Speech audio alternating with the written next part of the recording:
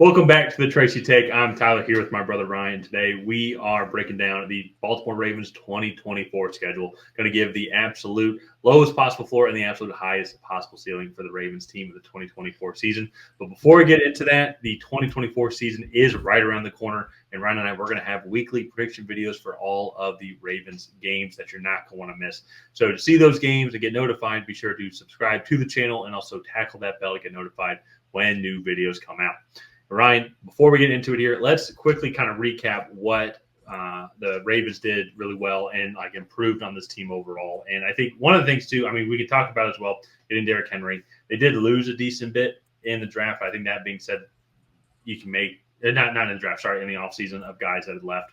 But I think you can maybe make an argument that it's like because of how well they've done past draft classes and just like kind of revamping and providing depth. I think that's an area where like I think they've improved on overall over the past couple of years, or to help them get to this point to where they can lose guys like John Simpson, Patrick Queen, Kevin Zeitler, Geno Stone as well. It'll still be okay just because of the overall depth. I think the area to me when I go and still look at it, I look at this draft class and kind of going back to the point I just made. Really love their draft class, going with Nate Wiggins, Roger Rosengarten, Adesa Isaac, Tez Walker, TJ Tampa, who was projected to be a top 50 pick. They got him at pick 130.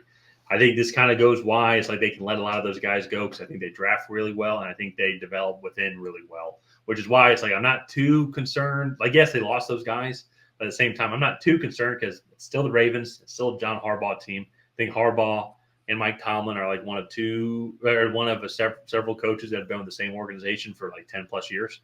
Like there's not that many NFL coaches go around really quickly. So they have a system in there that works. And I think they had a really good draft class to already go on top of that.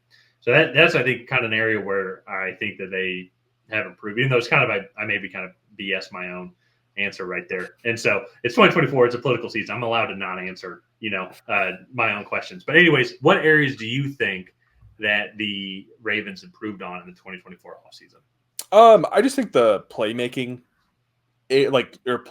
offensive skill position players, I think is probably a good place to start. Zay Flowers had a really good rookie season. He'll hopefully take a year two jump. They go out, they get Derrick Henry, Deontay Hardy, and then like in the draft, Tez Walker. I know he's having a little bit of a rough preseason, but fourth round pick will probably still make the roster, and he gives him some deep speed as well. But I just like this Ravens setup. I know they lost a couple offensive linemen. They did get Josh Jones as well. They got Roger Rosengarten in the draft. And then they got Nick Samak in like the late part of the draft. So bringing in 3 new offensive linemen to hopefully replace some of the guys that they did lose. But all in all, I just think this offense, they're going to have a lot more consistent playmakers. And I'm very curious to see what Todd Monken is able to draw up for this offense with Derrick Henry. Defensively, I think going and getting Nate Wiggins is a really, really solid move just because I felt that secondary was getting a little bit older outside of Kyle Hamilton. So going and getting a young stud in Nate Wiggins, I think is going to be a really solid move as well. Yeah, and once again, similar to, I would say, to like the Steelers as well. It's honestly, actually, you go look at all the AFC North front sevens, but I think they have a great front seven, and then I think they going to get Nate Wiggins at 30th overall, I think was a great pick.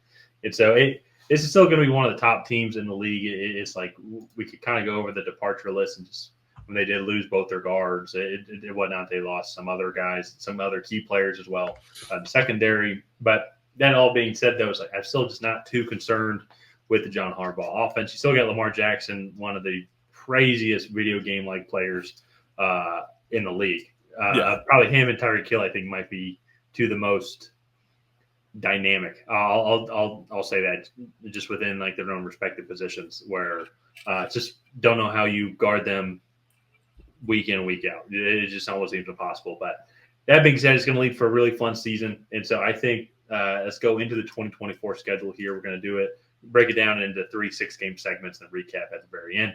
But week 1 at Kansas City for the first game of the season on Thursday Night Football. Week 2 hosting the Raiders. Week 3 at Dallas. Week 4 hosting Buffalo on Sunday Night Football. Week 5 at Cincinnati. And Week 6 hosting Washington. So Washington is an absolute easy win.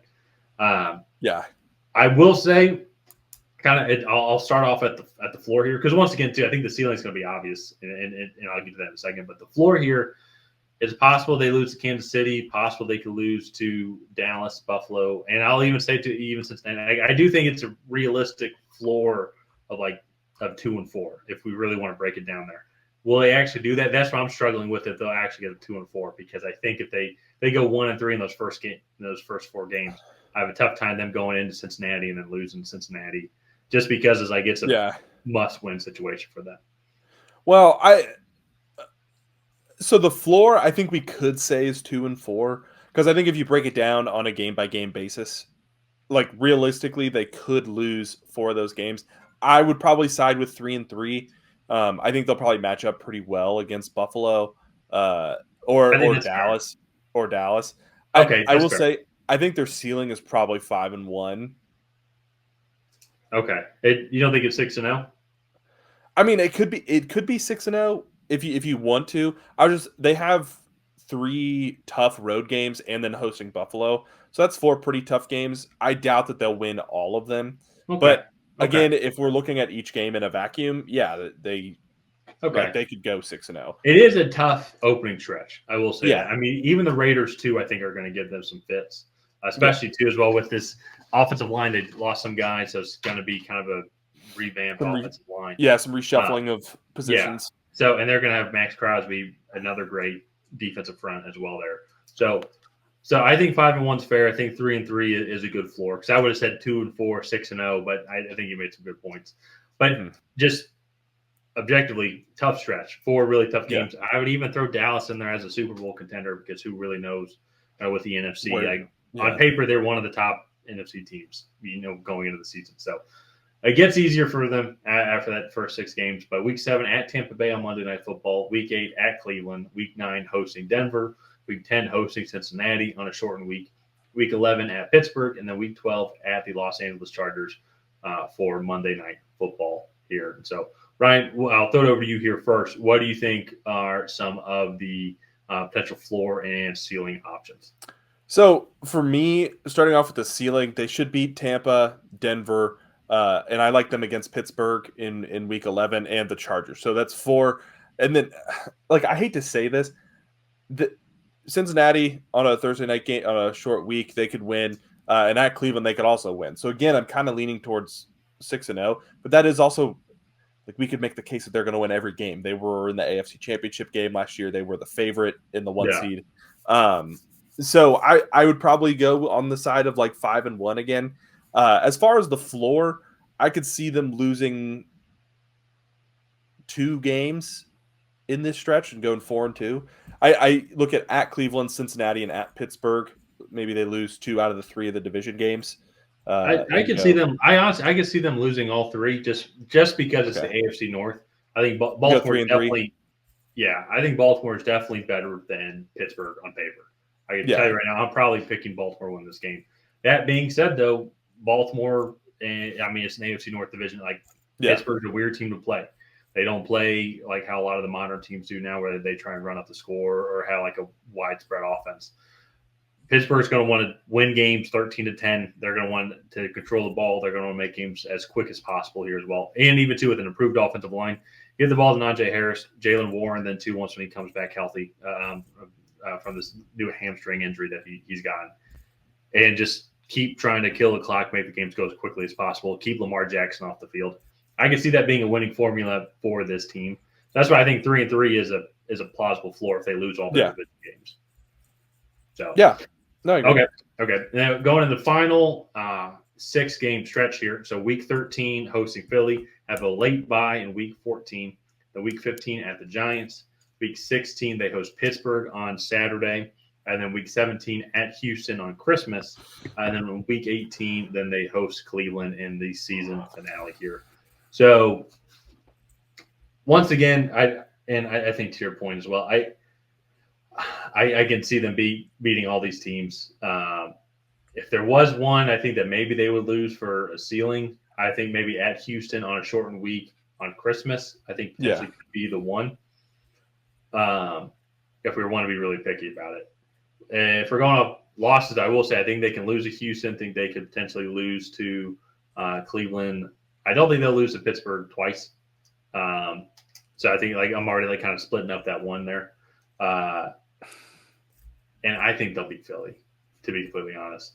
Yeah, they're set up well to beat Philly, so that's where the ceiling is hard because right now their ceiling would be 16-1. I think if we go with No, it'd be 15-2. 15-2. Okay, so I would say 4-1 is the ceiling, and probably 3-2 is the floor. That's what I think.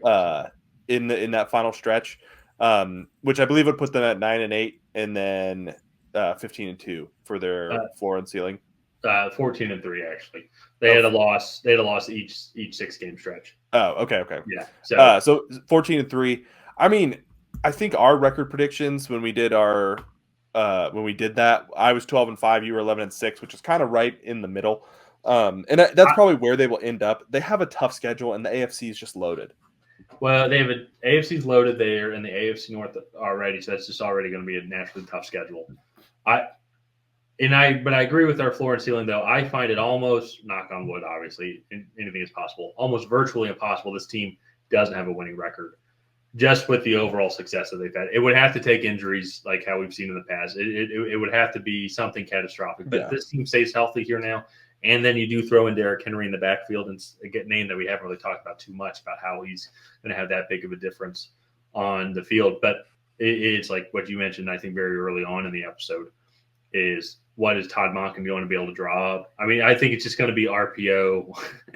Put Lamar in the shotgun and pick your poison. Derrick Henry can run for 4 yards, or Lamar can bust a run out wide to the sideline. And then you have Zay Flowers and his shiftiness, speediness, cutting across the field. And then you still have Mark Andrews as well and Isaiah Likely.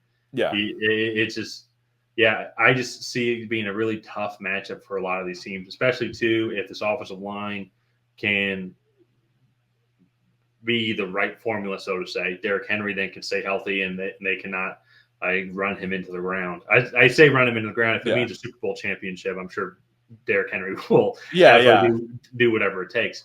But because I don't think he's going to be the 28 carry type guy. But at the same time, though, too, with Lamar Jackson, you don't need him to be the 28 carry type guy. 18 to 20 carries a game, I think that can absolutely still get him 80 to 100 yards and still be just an absolute powerhouse in the red zone.